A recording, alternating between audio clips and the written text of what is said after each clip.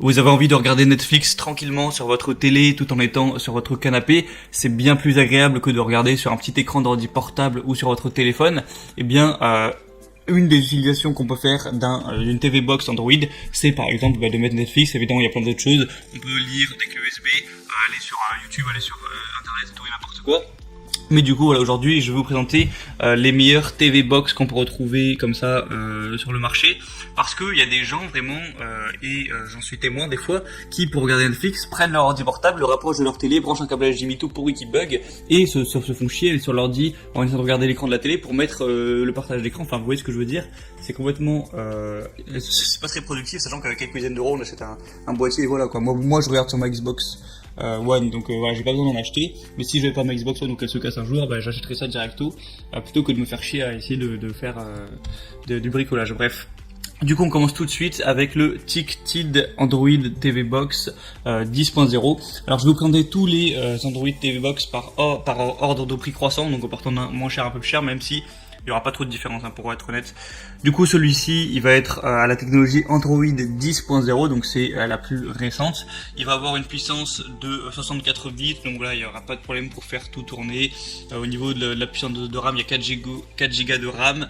Donc voilà, tout ça, c'est pas mal. De toute façon, à partir de 4 Go, enfin, voilà, vous n'allez pas faire des trucs de fou avec pour regarder des films et tout. Ça suffit largement.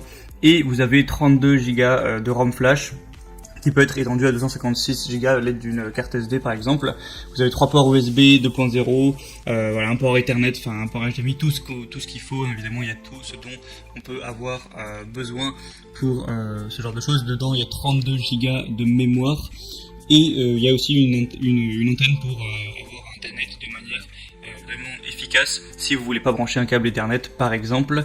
Et il y a des très bonnes évaluations sur celui-ci, 4 étoiles pour plus de 300, donc c'est très correct. Et le prix est très abordable, surtout qu'il y a des promotions actuellement. Si vous voulez en profiter, je vous laisserai passer par le lien que je vous mettrai juste dans la description.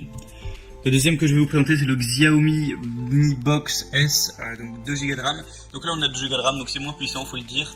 La technologie, c'est pas Android 10, c'est Android 8.1, donc voilà, c'est un petit peu en dessous à ce niveau, mais ça peut quand même traiter tout ce qui est 4K, du 60 fps. Donc voilà, c'est très correct, c'est déjà très bien.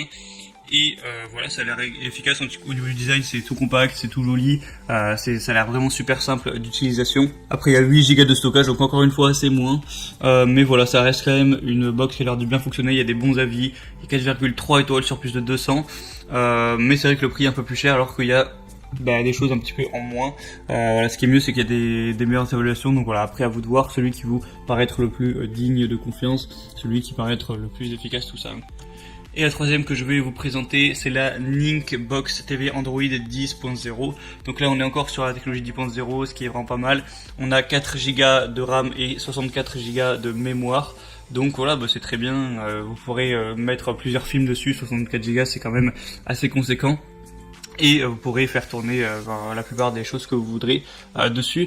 2 ports USB, un port USB 3.0, un port pour une carte SD, le port Ethernet, port HDMI évidemment, alimentation, antenne extérieure, tout ça. Il y a un mini clavier touchpad, donc pour taper le nom des films sur Netflix par exemple, c'est plutôt pas mal d'avoir cette petite télécommande plutôt que de devoir tout faire avec les flèches, ce qui peut être assez long. Et voilà, je l'ai pas dit, mais à chaque fois il y a une télécommande aussi avec, ça marche comme ça pour l'allumer, pour mettre ce que vous voulez. Ça tombe un petit peu sous le sens. Et au niveau des évaluations, 4 étoiles, encore une fois, plus sur 336 évaluations, donc c'est plutôt pas mal. Aussi des questions-réponses, si vous avez quelques doutes, vous pouvez aller checker ça. Mais du coup, c'était un petit peu tout pour... et oui, au niveau du prix, de base il est plus cher, mais là il y a une promotion, donc ça va encore, ça fait pas une différence énorme par rapport aux autres. Donc voilà, maintenant je vous laisse faire votre propre choix, votre propre avis. Je vous mets tous les liens dans la description en fonction de chaque box et son ordre d'apparition. Donc juste en dessous en barre d'infos. Vous pourrez regarder celle qui vous paraît être la mieux, la commander. Ça arrivera en quelques jours chez vous et vous pourrez enfin voilà, regarder Netflix. Bon, je parle que de regarder Netflix, vous pouvez faire d'autres choses aussi, mais c'est un bon exemple. Regardez Netflix tranquillement de votre canapé et plus vous embêter. Voilà, gardez quand même pas mal de confort. Et voilà, pouvoir faire tout ça de votre canapé avec votre télécommande. Donc c'est tout, j'espère que ça aura pu vous aider à faire votre choix. On se retrouve pour plein d'autres comparatifs, donc abonnez-vous à cette chaîne YouTube. Et en attendant, je vous souhaite une bonne fin de journée, une bonne fin de soirée. À la prochaine et ciao.